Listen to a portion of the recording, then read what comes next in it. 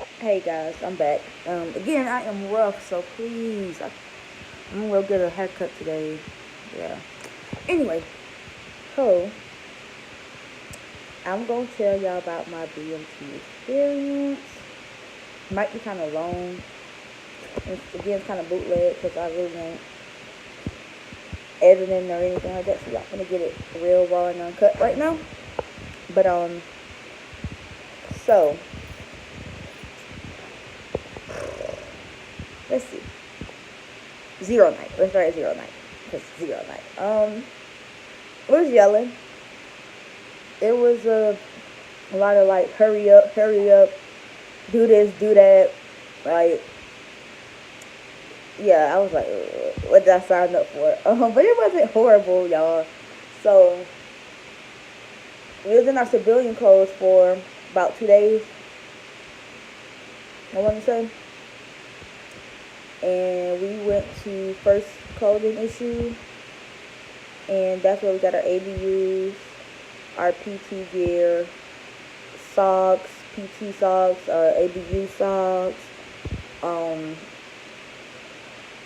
you get like let me see, yeah, just stuff like that. Yo, ABU cap, stuff like that. So that's where we got all that stuff at, y'all. I will not forget first clothing issue. I won't forget none of the clothing issue, and this is why. After we were done getting issued all that stuff, and there's a lot of stuff, we have to pack it up into our green duffel bag and march all the way back to our dorm. So that is yeah, that march was hectic. Cause mind you, I was out of shape when I got there. So, and then I stayed in Alcatraz, 322nd. That's my love, my Eagles, love them. I first of all, kind of off the subject. I love being part of 322nd Squadron in Alcatraz. It built character. Like, I'm happy I didn't go to Disneyland. Like, I love 322nd. Like, forever an Eagle, second to none. Period. Like, I love it. Anyway, so the way it's set up is like it's a bridge, a steep bridge that go up, I don't know, and then down. It's steep. And that's how we get from like my squadron to pretty much everything, like coding the issue, our BX, um, sit call, like read or whatever. But anyway, so we had to hike up that thing with them bags, y'all. Woo, killing me. So that was 0 week. We got our first clothing issue, but you don't wear your sneakers all day. You don't wear your boots all day. You do half the day sneaker, half the day boots or whatever, so you get them adjusted. And them first issue boots suck. I'm gonna show y'all them first issues. Hold on, let me show y'all how the first issues look. Well, for me they suck, but you get used to them. But you get used to them. But these are the first. I don't know if y'all can see it. Hold on, cut my light on. Okay, y'all getting the raw uncut version of this. But this is how the first issue boots look. First issue, so first issue. Right now I have lightweights, and I'm gonna tell y'all why I got lightweights and why I had lightweights most of BMT. But this is the boots I have now. They lightweight boots. Anyway, so them boots kind of suck. They kind of heavy when you first, if you don't, not used to them. Ooh, the lighting better. I should have been cut the light on. Anyway, so that was week 1. Like, we didn't start PT until Saturday. So every day we pretty much get up at 5:45, wake up to Reveille. About 5:55 we need to be downstairs for PT. That starts at 6. PT included, okay, so run day. First we do our warm-up exercises. You got your arm rotation, your jumping jacks, your world's greatest stretch. What's that the world's greatest stretch? Just stretching. I forgot, y'all. I'm sorry. I just got out of BMT. And then after that, you do a 26-minute self-paced workout. Okay. So after that, and then you alternate between muscular day. So muscular day, you're gonna do the same warm-ups. You're gonna do the same warm-up stretches. And for your muscular, you're gonna do pyramid push-ups. Hated those. You're gonna do regular push-ups, sit-ups. You're gonna do in and out. You're gonna do leg lifts,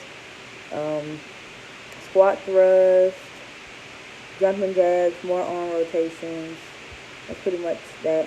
Oh, glute bridges, stuff like that. And then you do, and for both days you do warm down stretches. So you do like the upward dog, you do a figure 8 stretch. That's your warm down stretches, and you do like a hamstring stretch and quad stretch. That's your cool down. So that was your week. Week 1, we were sneaker weekers. I got yelled at for getting up, and oh my god, chow sucked at first. You get used to it though, but at first it was like the scariest place ever. Because that's where all of the MTI seem to like. That's one of the places all MTI seem to flock.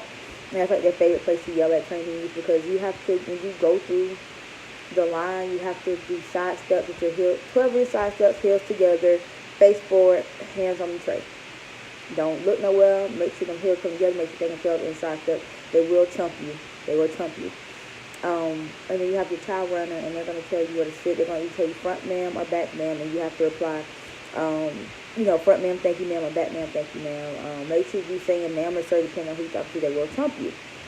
Make sure you're sitting correctly, because sometimes the child runners don't do that, so you got to figure out how to seat yourself, which is really easy, back to front. But people still mess it up. They will chump you. I got yelled at for getting up and still chewing. Don't do that. You will get chumped. And I got yelled at because I didn't know how to march. Y'all, I was so scared. I thought marching entailed something completely different from what I was ever used to in my life.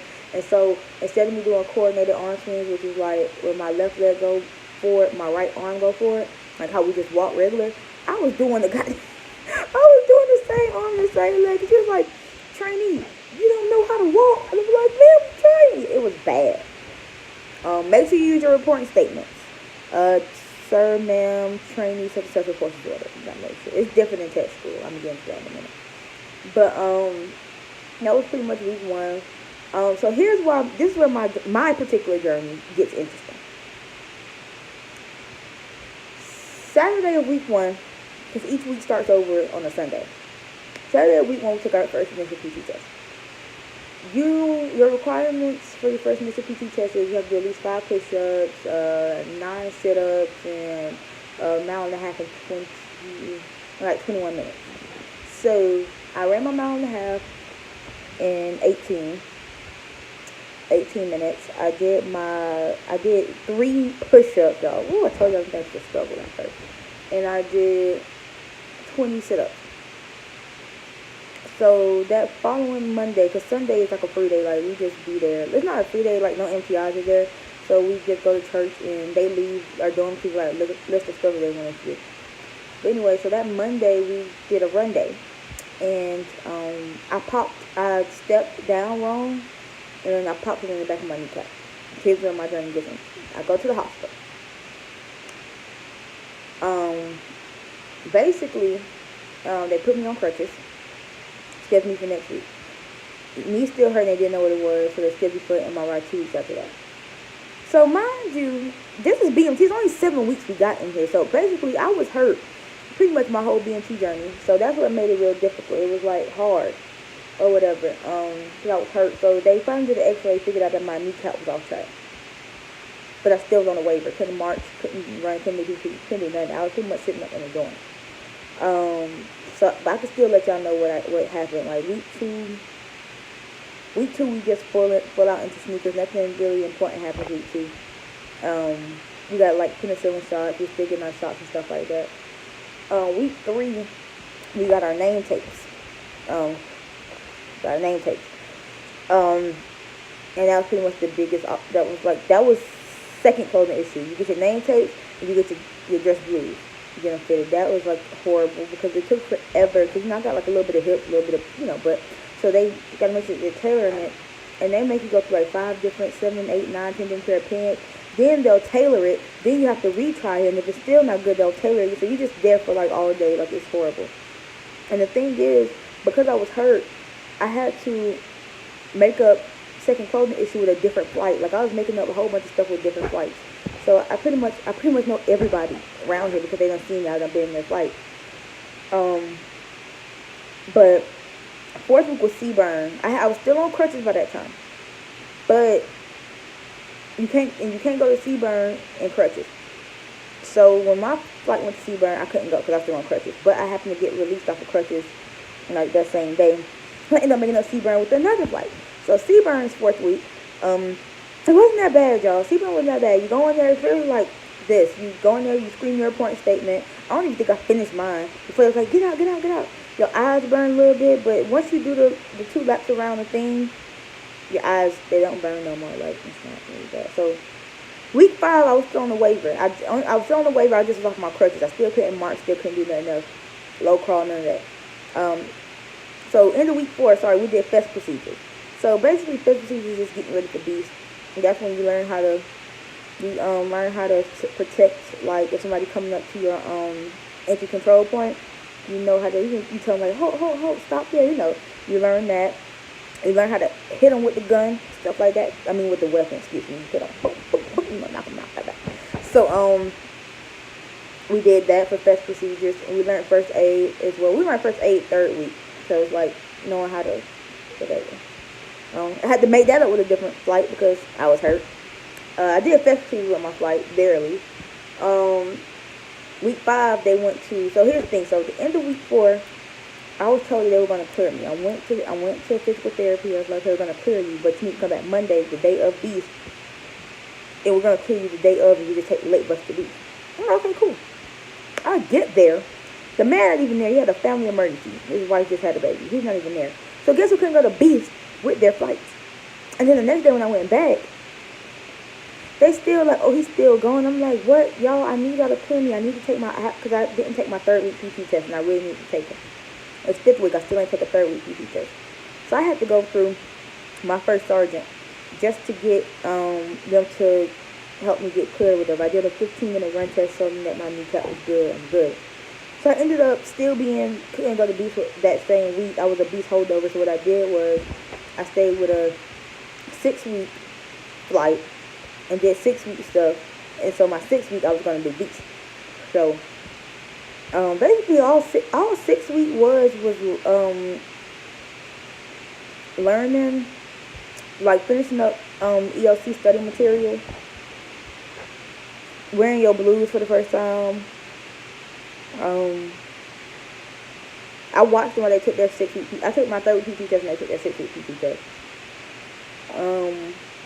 That's it. 6 week chill, pretty chill. You're just getting ready to graduate next week. So the 7th week. So anyway, so my actual 6 week coming, I'm getting ready to go to beast. How about your girl? Day 2 in the beast, because you need shooting, which is called CADM. You need it to graduate. The day before CADM, I rolled my ankle. I was trying to run through it because he had PT that day. But the man put me aside. I was like, no, you can't work through it. You need to go back to your dorms. Like, you can't stay here. Mad. Put me back on crutches. I was mad. So I'm behind, y'all. I'm thinking I'm not going to graduate. Like, I don't know what to do. So that was on a Friday. Mind you, that was on Thursday. Mind you, we graduate next week. Okay? We graduate in exactly a week. The following Thursday, we would have graduated. I still had to do 2 progress checks that involved drill. And I had to do my 6-week PT test evaluation. And I had to do CADM. Yeah. And beast. I didn't do beast. So 5 things I need to graduate that I didn't do. So our commander basically, they asked the commander, like, could she waive those? She's like, she's not waiving 5 things. They called my doctor up, asked her to release me off my waiver if I felt like I was up to it, and I told her I did, and they told me to go take my PT test. Went to go take my PT test Monday of 7th week. Failed it by 1 sit-up.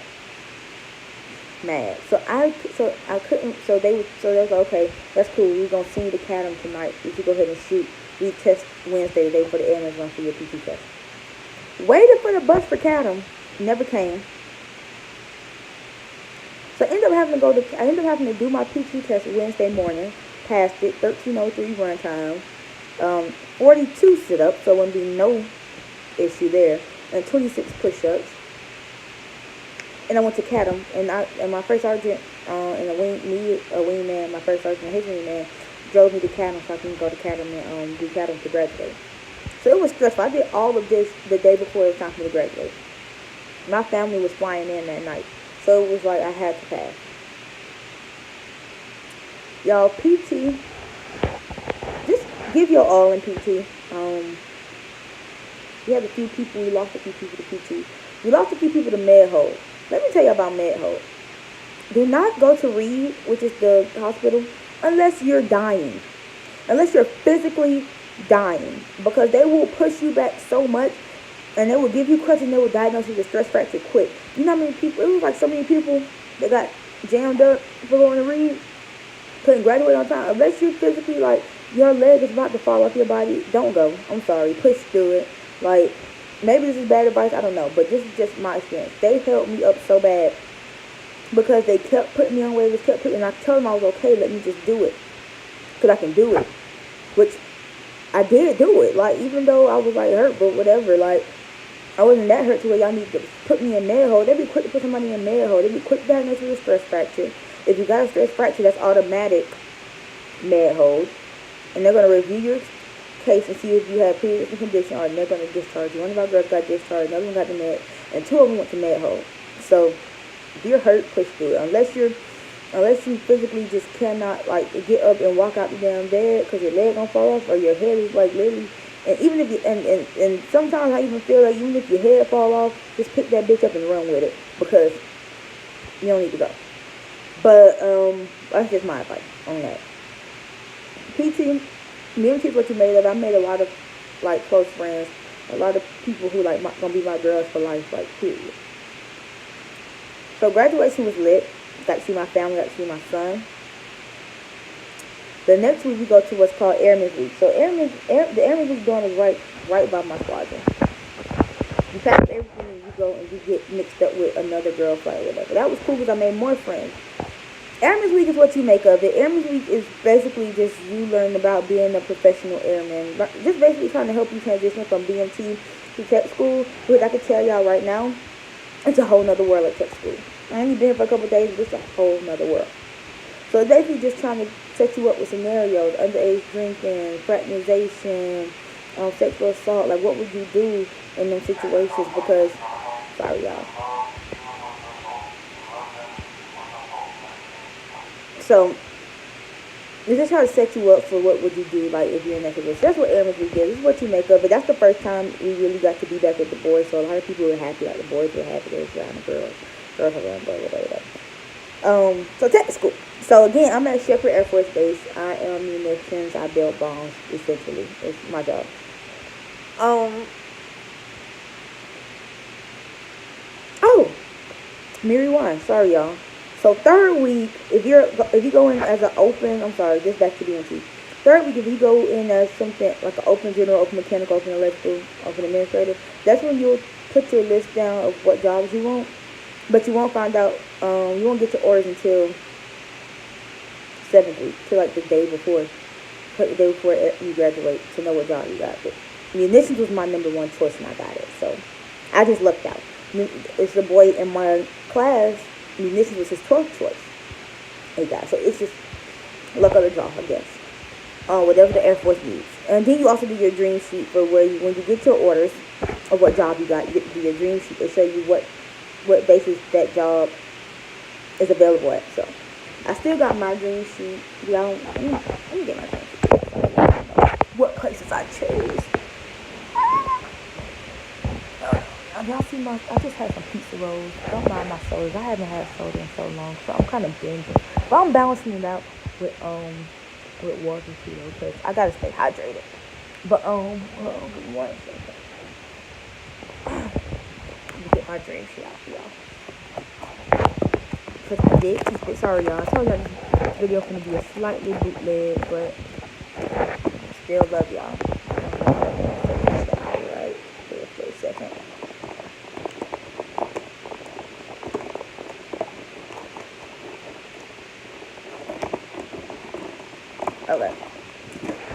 Okay, I'm back.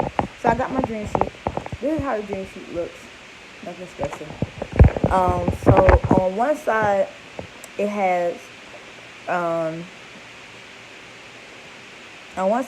like overseas, other side has stateside. So I chose 6 apiece. So for my overseas, which I'm wanting to go overseas first, honestly. Like I hope they give me some overseas first.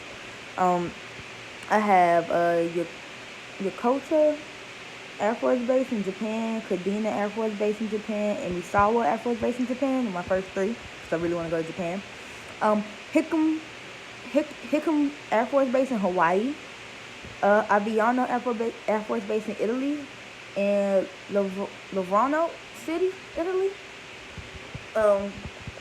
And the cool thing about my job is I literally had a whole bunch of places to choose from. Like, you need munitions everywhere. I had so many places to choose from, I didn't know what to do with myself. But whereas some people, they only got like 2 choices, and like one of them was might not. Oh yeah. Anyway. So stateside I chose Barksdale, Louisiana, Eglin, Florida, Bill, California, Luke, Arizona, Nellis Air Force Base, that's in Vegas, and Homestead in Florida. So those was the ones, that's my dream. So I'll find out next week, my assignment. But yeah, going back to tech school. So again, I'm at Shepherd Air Force Base, in Wichita Falls, Texas, still in Texas. So being here so far, I looked up and I have no roommates right now, so it's just me. But everybody else is like 2, 3 to a room, because it can be 3 to a room at the most. I'm probably gonna get some people in next week, like when more airmen come in, Monday and stuff from basic training. But right now, it's just me. So the duty day is over at like 4:30. The first 2 days, we pretty much getting in process doing briefings on drunk driving, don't do that, don't listen to wildlife, just stuff, common sense stuff that we don't need to do, like the ins and outs of the rules. We got briefed there twice.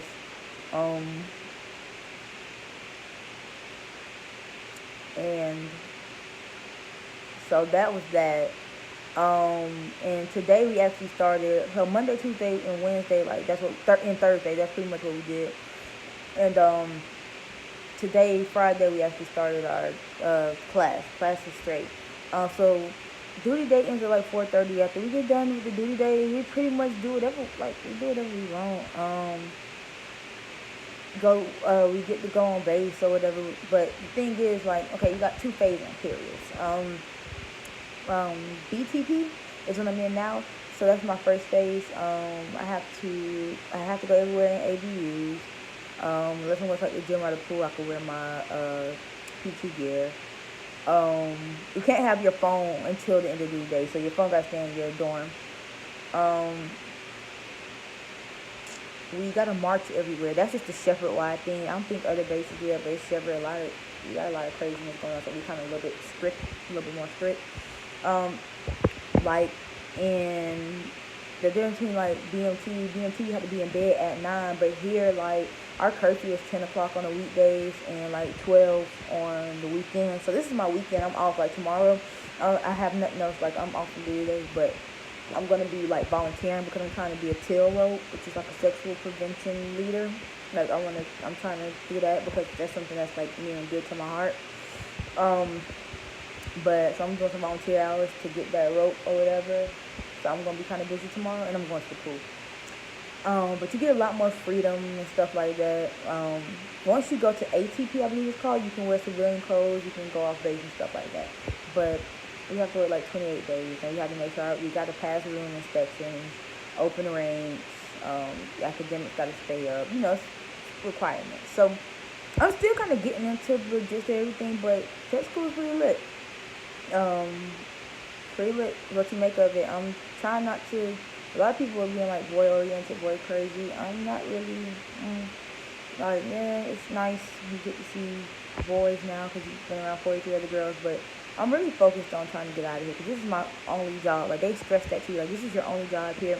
Like, you need to focus on that. So that's pretty much so far what's going on. Like, if I missed anything, though, like, let me know, because even though BMT wasn't that long ago, it kind of was, considering how fast we move here.